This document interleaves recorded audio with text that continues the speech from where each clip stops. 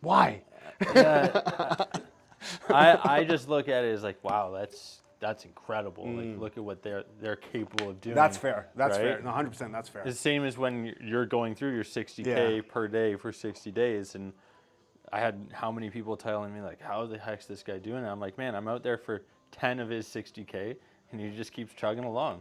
He's no different than you, me. Yeah. You've just No, been that's putting fair. in, right? Yeah. And it is humbling to see because you yourself are doing that. Most people can't do that, right? Can't wrap their head around running 60, let alone every single day. I mean, Hey, what's up? Welcome back to the 247th episode of the Athletes Podcast. Today, we feature Sach Latti. This summer, he just completed 60 kilometers per day in 60 days. This episode, we're going to talk about it.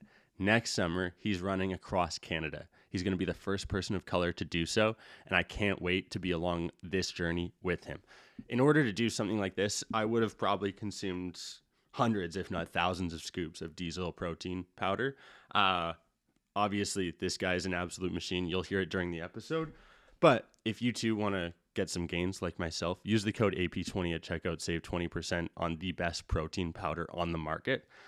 They power the Athletes Podcast. We can't thank them enough for their partnership and their continued support of the pod.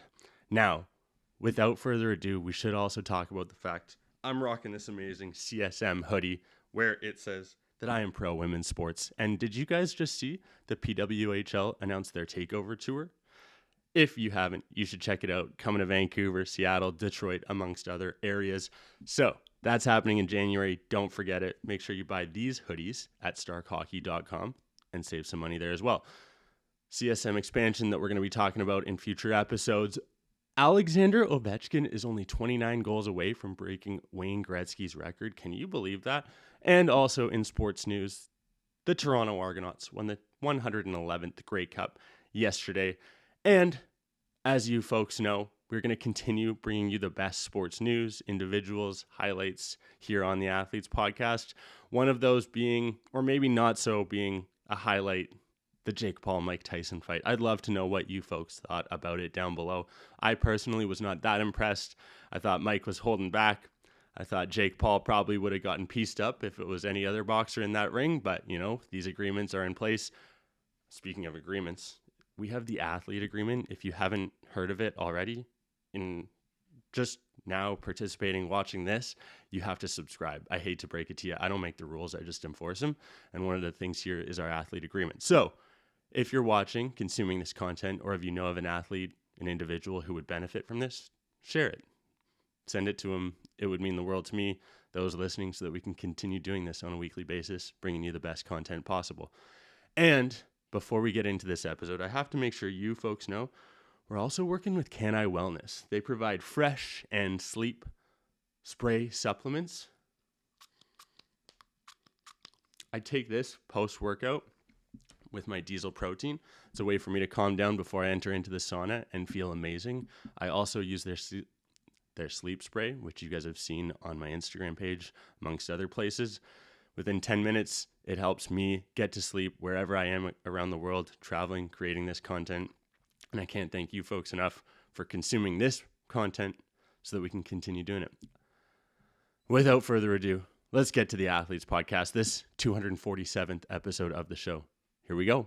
what's going on, team? We're here at Hydro Haus with the owner, Kevin, who's graciously provided this environment for me and whoever else we joined to get some recovery in.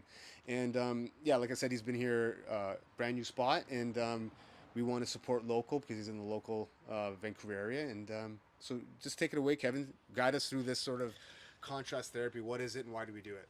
Wicked, yeah. So, yeah, my name's Kevin, and super excited to be with these guys today, these athletes at Hydro Haus.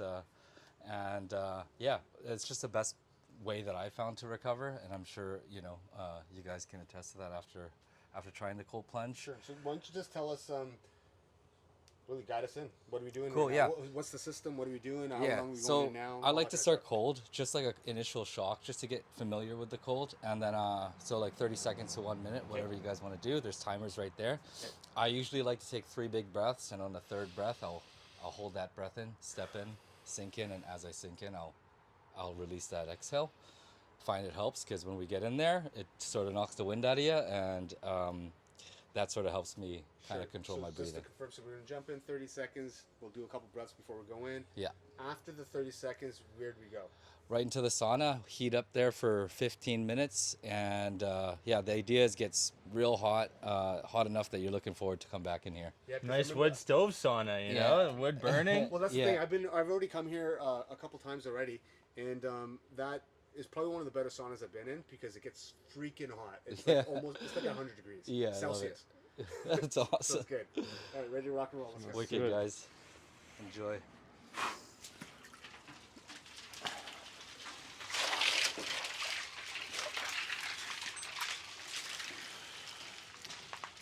Amazing. How's it going? How you guys feeling? Good. I'm excited for this. I hope you're timing it. He is. I'm not used to this. You're Scandinavian, probably. Yeah, I've been doing cold exposure for probably 5 years now. Yeah, you're Wim Hof, Lake Right. Ontario. Yeah, you're a pro, not me. Looks like it. Beginner. That's good. Let's go. Experiences for sure. Well, your lips were blue a bit there. I was watching when you were leaving. Yeah. You were checking in on me. Your lips were kind of blue. Yeah, I it was was like, oh, cold. shit, yeah. It was cold. We probably, like Liam and I probably were shivering from the halfway, like 2 hours in. Just after that, it was a gong show. We were not prepared either, like shorts and t-shirt. Yeah, none of us were probably prepared enough Yeah. for that. But you know what? Sometimes that's a good thing, because then you can see where the roadblock is or how much you can do. Yeah. Like I mean, being ill prepared, you still did the whole thing, Yeah. right? So that's pretty cool. Yeah, I think it goes back to like before even doing a marathon or a half marathon. You're like, I know I can finish this 10K whether I'm fueled properly or not. Right. You know, you can get over those things. And I think the only factor would have been the cold, because that changes the dynamic. Because you don't, I mean, 21K, you know, even if you're walking for 4 hours, you don't need a ton of food. no. But when you're talking about the cold weather, because it said it was 4 degrees when we got there, but it was well below that. Because when we went Rain to the and top. hail, snow. Yeah, because like we were doing elevation too, so we climbed a bit. So it had to have dropped under, like to 0 at least. Yeah, the only time it stopped raining was when it was snowing and hailing. So it definitely was cold. Yeah. And just to have that 5 hours soaking wet, no fun for anyone. I had this woman actually message me afterwards she works for Lulu. Her and her 18-year-old son completed it. And I couldn't get over the fact that everyone who was up on that mountain that day is going to remember that and remember how difficult it was and have Sure. that as a memory, good, bad, or ugly. Where were they from? Local. I'm pretty sure she was. Was it the woman and her son that was sitting next to me in the I think first aid? I think they knew you. That's why she was hitting me. Okay, so yeah. So I was sitting next. So she works for Lulu. Yeah. Oh, I didn't know that. I'm pretty sure. Yeah. No, when I was talking to her, I was just telling her, they were just talking, and then I shared what I was doing and what I was planning to do, and they just got all excited. Yeah. And then, but I was talking to the kid. He just turned 18. Yeah. And they live in North Vancouver, Okay. and he's training to do a full tri No shit. at 18. Whoa. And his mom, they've done marathons and halves before, so they're fairly Yeah, fit, yeah. like that, Yeah, like, yeah. you know. So I was like, hey man, whenever I'm in North Vancouver, let's go for a run. And but they were super nice. The whole family started following me. Heck yeah. So it was like the younger brothers and all that kind of stuff. So yeah, it's interesting because they were right in front of us when we started. Remember, the tall people that were right in the front. Okay. I think it was okay. them, It's and they fun- crushed it in 3 hours. Yeah, they're animals. they were savage. like I can't get over it. Like I could have gone faster. Liam and I were talking about it. I definitely could have. But it was also like you're trying to do this as a team. Yeah. Going through it. I'm also using it as a, elevation experience. I am glad I didn't go harder because It would've took at too the end- much. Yeah, at the end, everything was tight, seizing up. Also, the cold weather does not help. And then you're cold- doing obstacles, lifting your hamstring. You're like just praying that it doesn't snap on you. It was scary. Yeah, well, I think the mother-daughter team or the mother-son team, I suspect, I didn't ask them, I suspect they didn't do the obstacles. No, yeah. Because to do that whole thing in 3 hours and the obstacles would have been like, Well, I'm pretty. What do we know the final stats from the competitive field? Because they did everything. yeah, The I don't know. competitive field, there were people out there that did the 50K. Yeah, I know. They did it twice. No, I think they had to, I can't remember who was saying it. If they didn't make it by a certain time, they were going to cut it Right. because of the weather and safety reasons. Yeah. But yeah, no, there were people out there doing it. But That was humbling when you were getting lapped by guys who were on their second. no, beast. why do you think it's humbling? For me, as a young 20-something individual that still has the ego there, you're like, Sure. man, this human being who I should theoretically be able to compete Why? with. Because I work hard. Oh, theoretically, okay. I see what you're saying. Theoretically, I work hard. I do a lot of stuff. I train at different modalities. Sure. I'm like, I would like to think that if you pulled someone, Hunger Games style 1v1, I'm gonna fare pretty well against most. For sure. So then when I see what's possible, I'm like, damn, like that's humbling because I think I there's no reason I couldn't be there, and I'm like, I know I'm not there right now, so I want to identify how to get there. Sure. So I think, so for me, it's not humbling. For me, I understand the difference of modalities. So for example, maybe if we asked one of those guys how long they've been training for this event, and they said 3 years or 2 years or a year nonstop, would that make you feel better? Not really. That's the difference. I'm like, I've only been running for 4, 5, 6 months. Okay, so sure. So then, can you run 60 kilometers in 60 days? So it's the same thing. I've been training for 4 years to do that. Yeah. 3 years. These guys have been training for so long. So I think maybe to think that you can do something that you haven't trained for, like it'd be like saying, can you get into the Olympics? Do you feel bad? Is that humbling? Because I look at it the same way. I don't see them as any more special than me. They've trained in a specific modality for a number of years. It would be, I think it would be same humbling if I was at a track meet and I go to high jump against someone and they can do. Really? Yeah, man. Like I want to compete with everyone. I don't care who it is. I'm a competitor, right? Like, so for me, I'm like, damn, that's the gap, right? So, okay, cool. Fair. That's fair. Yeah. Do you do anything about that gap then? If I'm trying to, if I wanted to go to the Olympics for high jump, I would start. Yeah. I did it with running, right? Or I'm doing it with running right now. I'm doing it with weightlifting, with my body. I mean, yeah. I think I don't know, man. I think you're being hard on yourself. Yeah. I really do. I'm extremely hard on myself. I used to be like that too. Yeah. And I think after getting spanked so many times in various different areas, I was like, what is wrong with me? Why do I suck? Yeah. And then I just figured out they've been doing it way longer. That's it. Yeah, which is fine, but I mean, okay, they've had more time on this earth. They've trained longer. That's fine. Maybe they're focused on that specific thing. Sure, whatever the case may sure, be. Sure. But for me, I'm like that. Just because they've been training for 10 years longer, doesn't mean, for me, that's not a good enough reason to not try and pursue something. Do your best in the moment. Yeah. That's fine. Yeah, I agree with that. Do your best in the moment. Yeah, not try and jump 7 meters, right? Because Yeah. I won't hit it, but do the best in that moment. Okay, right? so I maybe understand better now. So the humbling is not so much more of a negative feeling, but rather like, oh man, there are people out there that are amazing. Yeah. That's what you mean. Yeah. Okay, so I misunderstood that. yeah, Okay, yeah. cool. No, that's fair. Because for me, that's the podcast, right? That's 240 people. Yeah, that shows how messed up I am. I'm like, humbling? Why?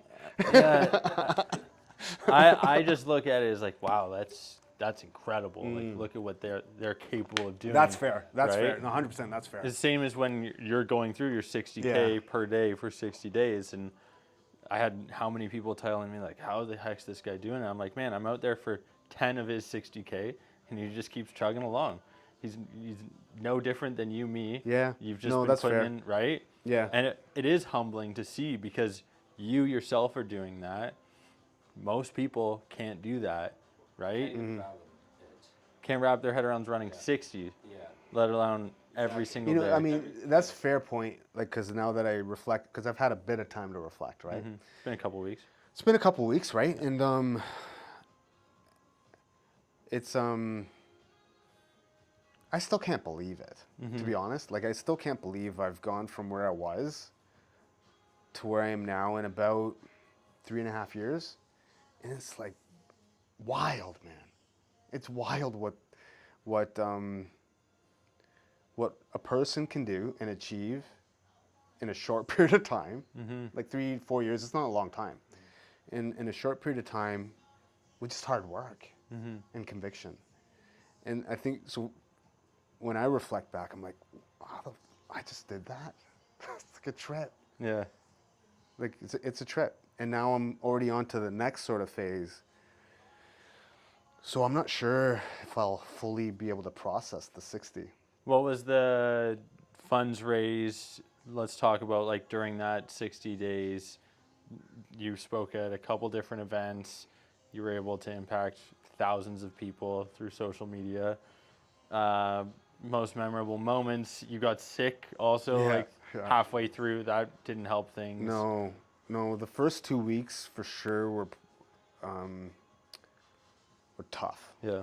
Just figuring out a routine, just getting out of my own head. Because that was really the longest you'd ever gone that distance. You had done Yeah. 40 for 40 basically last year, right? No, I did 22 marathons in 22 consecutive days across the province. Right. So, but a marathon being 40, So 42 kilometers. right? Yeah. So I was like 40 per day. Yeah. So you upped that by about 20. So I did. So in 22 days, I did just over 1,000 kilometers. In 60 days, I did 3,600. So, yeah, about that percentage, what you're saying, and yeah, those first 2 weeks were hard, man. And why it was that hard? It was like figuring out how to do it. Like, I trained, but how to organize my life around it, because last year when I ran across the province, it was I'm across the province. That's what I'm doing. Like, I'm stuck out here. I got to do it, right? Whereas this time around, I was here. I was still taking care of my responsibilities. Still, I was here. It was getting pulled in different directions and different things happening. And so I think this was hard in a different way. And the first 2 weeks, it was really a struggle, because I was in my head and I was kind of paying attention to social media a bit. And just, I didn't want people to think I was too slow or this, that, and the, like, all these different things are going through my head, right?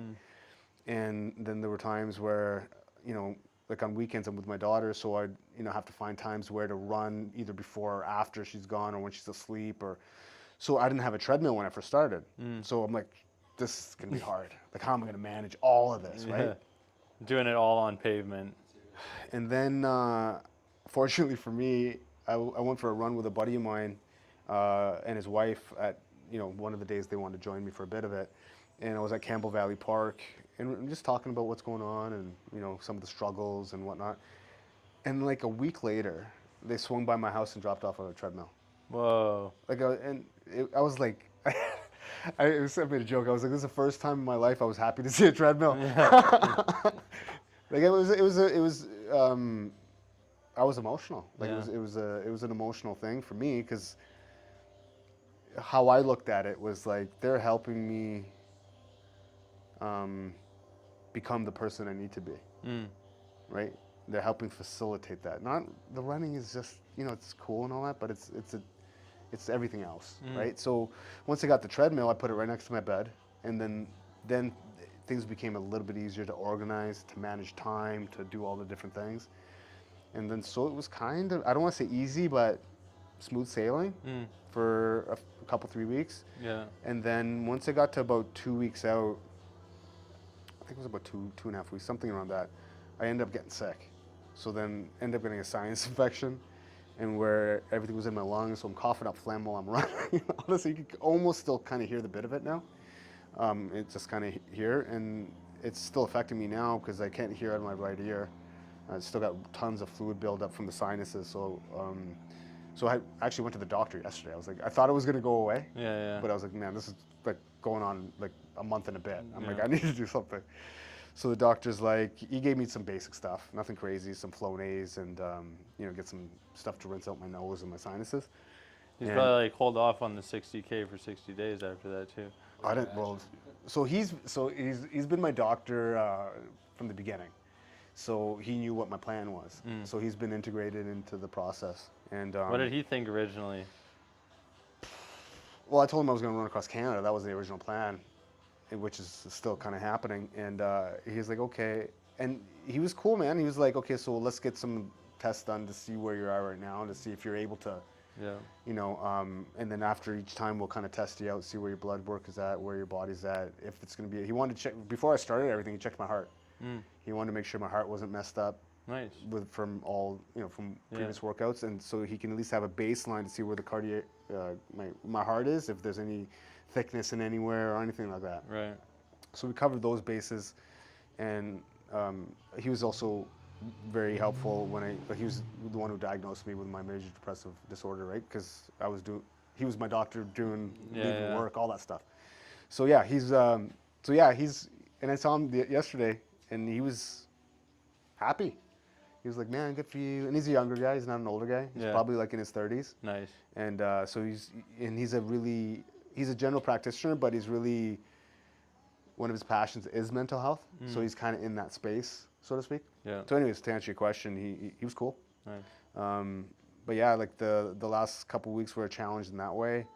But yeah, speaking, like I still was maintaining all the obligations. So the number one obligation was my daughter. So with her a couple times a week, taking her to soccer, taking her to camps, all that kind of stuff.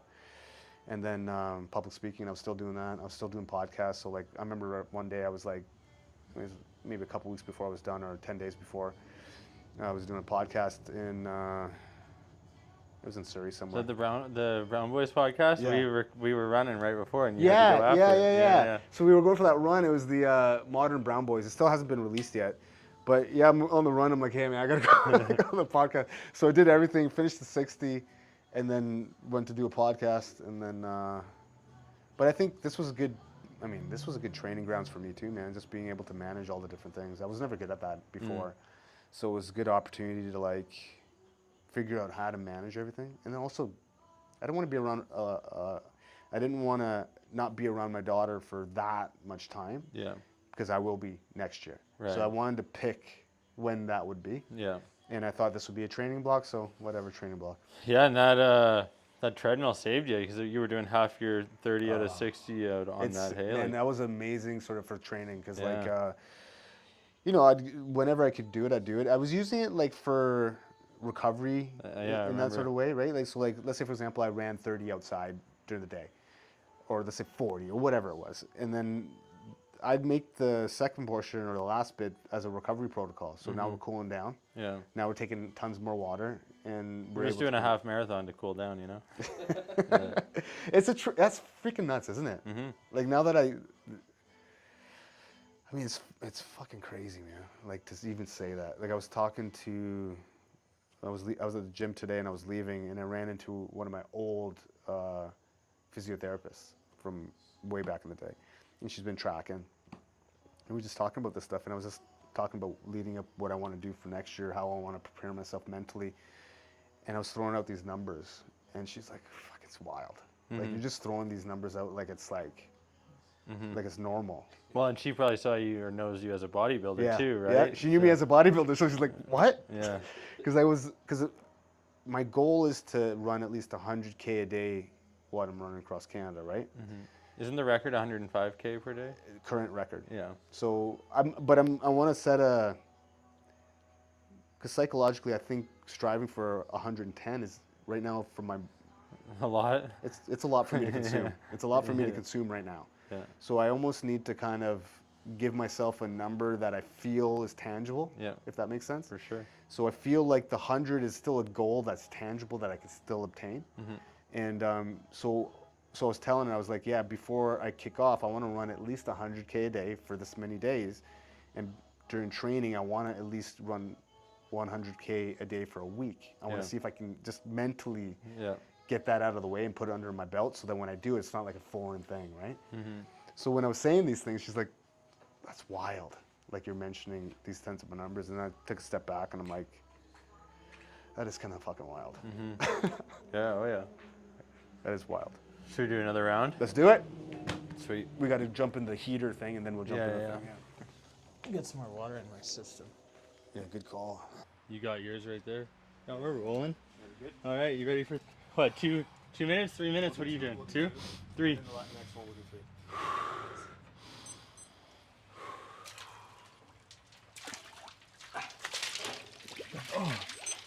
Yo, so you want to know what's hilarious? What's up, bro? Is that for me, this is easy. For you, a little harder. Yep. Me, running 60K, probably not possible. It's possible, but Six- hard as fuck.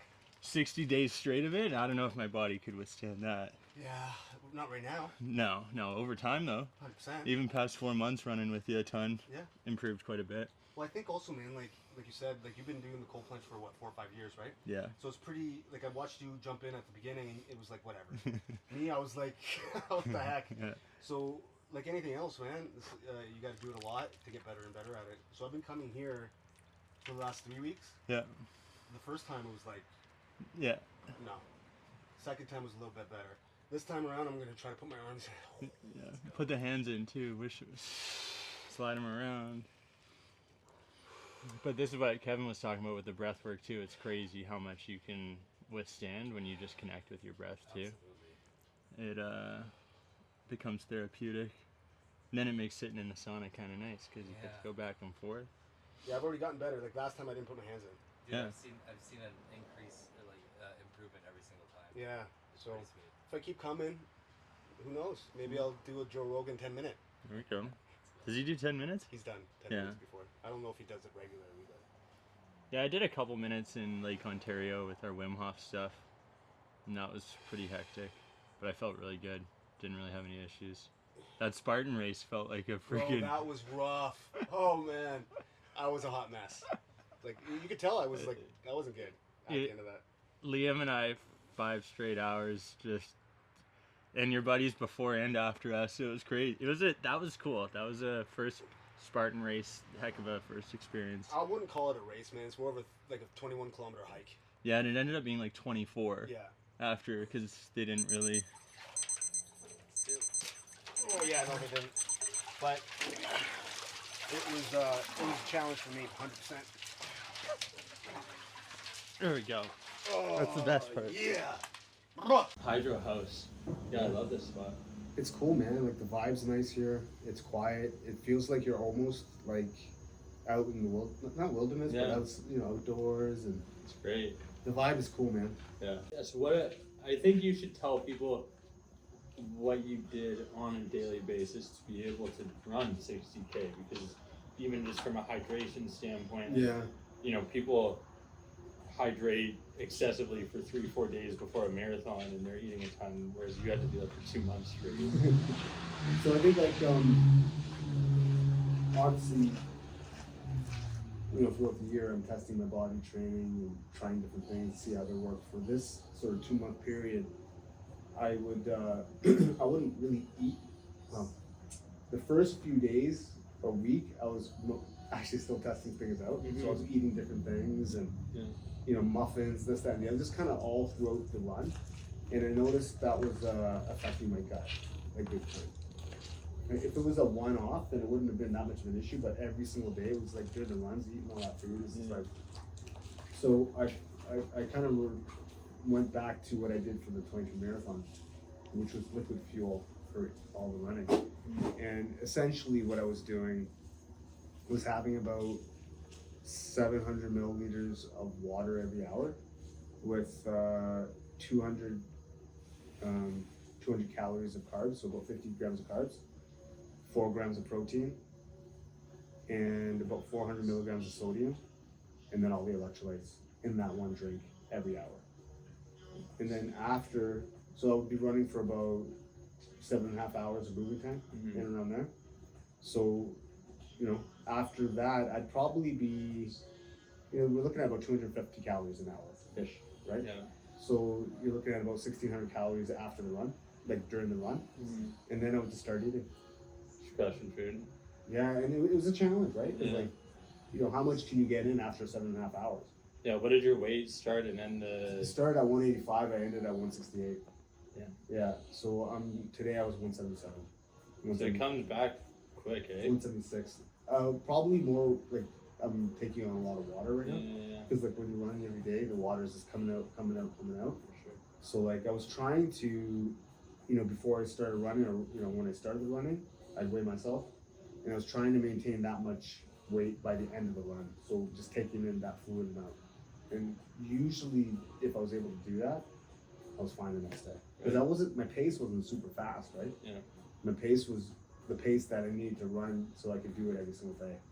So my body, honestly, for the most part, after the first week or two of just getting used to the workload, adapted. Yeah. Like at day 20, I was fine for the most part. What was the hardest day? Shit, man. Like in which way? Physically, emotionally? Like what do you think? I guess both. One for each. I think the first few weeks physically were hard. Yeah. Because my legs were adjusting. I remember one day I went on a treadmill after a day outside, and my quads, my wheels were mangled. Like the pain was pretty significant. And so I guess for me, when I was getting to points of like feeling like really like some serious discomfort, I was trying to find ways to kind of keep doing it. So I remember one day I was running and it was into the night, and my daughter left, so I started running. She was running until about 2 o'clock in the afternoon, and I started running. And then it was into the dark now. So now I'm feeling like freaking 9 o'clock at night. And I'm doing everything alone, right? Like, so it's like really solitary, really boring, right? And so into the night, and my legs are like not feeling good. So I had an edible.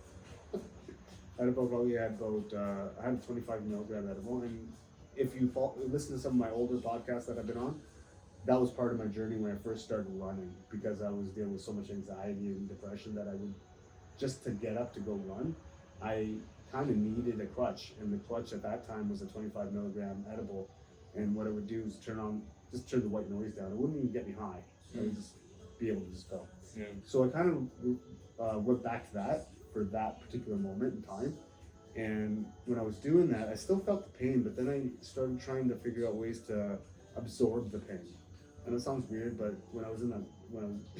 I know exactly. I felt that Sunday or Saturday with that Spartan. You gotta absorb it. You feel. So I was trying to find ways to absorb the pain, but not absorb it only. So this is what I was saying to myself, and it sounds crazy. I don't know if it worked, but it worked that night. And I've been trying to adopt it or trying to recreate that over time. And so I was feeling all kinds of pain. As I was running, I was in White Rock, running towards the beach on Marine, so like we're around that area. And I'm running, and I'm saying to myself, okay, absorb the pain, and then I would say fuel.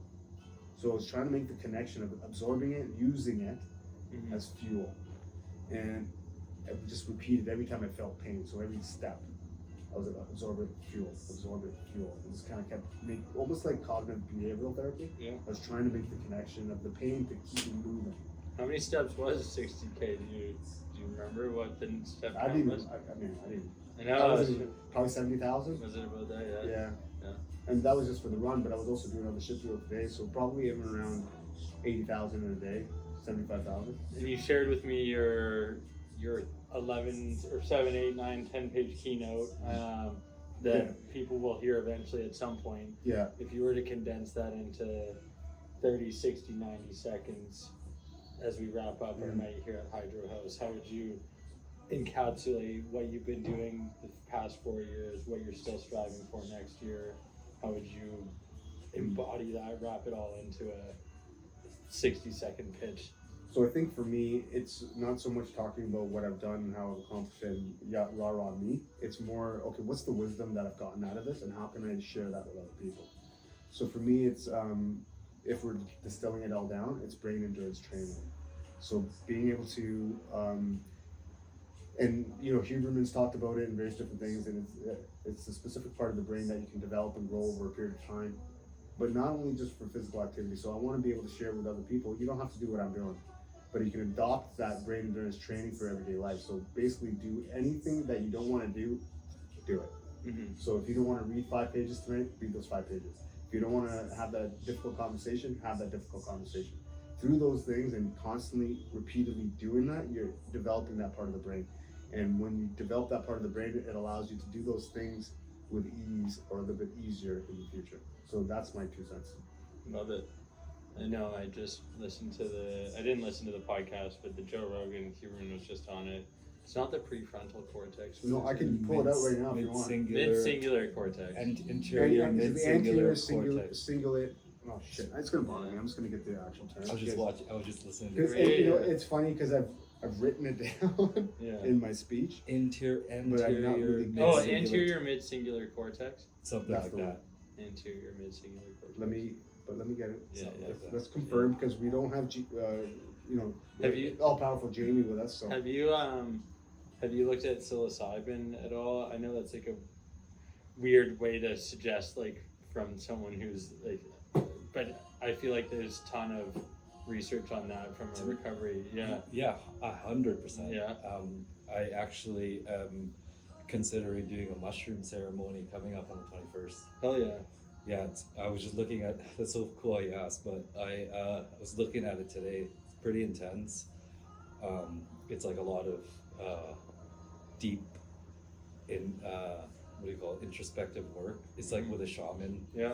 And they sort of guide you through this whole sort of mushroom. Yeah.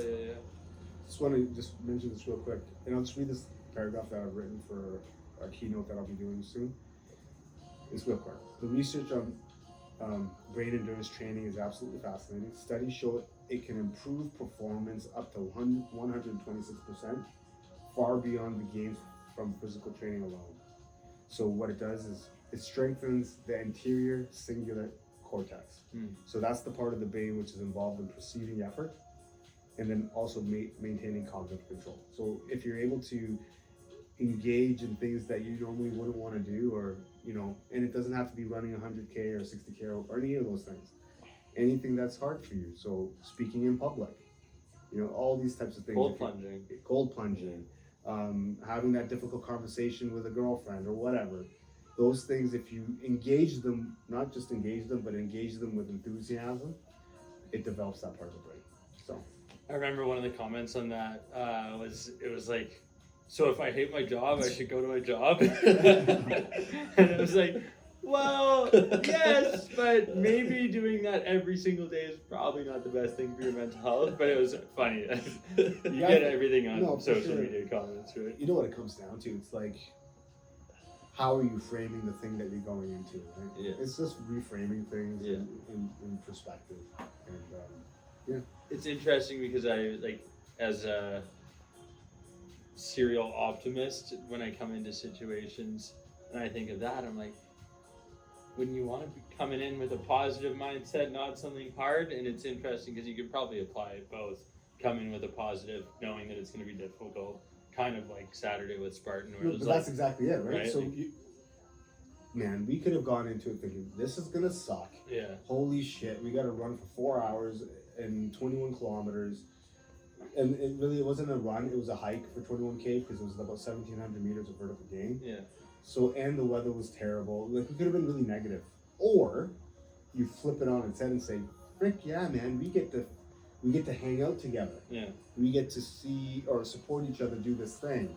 Yeah, it's going to be uncomfortable, but we're going to have some stories. Yeah. So if you just spin it differently, it allows you to engage in it, which allows you to develop that part of the brain, which over time, perceiving effort becomes easier. So now, when I'm throwing out numbers about 100K, this, that, and the other, it's the perceived effort.